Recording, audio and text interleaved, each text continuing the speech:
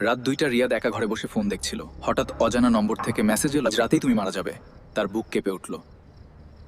ঠক ঠক। রিয়াদ জিজ্ঞেস করলো কে।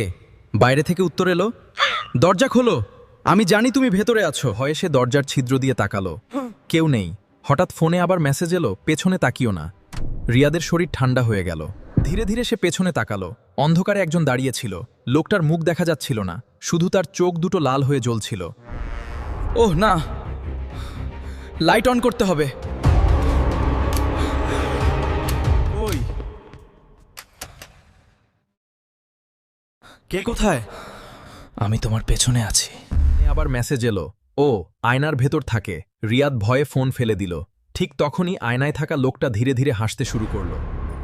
বাঁচাও! কি হচ্ছে? না, আমাকে ধরবে না। তারপরে রিয়াদ আর কোথায় দেখা গেল না আগে জানতে হলে আমাদের চ্যানেলটি টিঙ্গু কমেডি এখনই সাবস্ক্রাইব করে নাও এরকম মজার ভিডিও পেতে।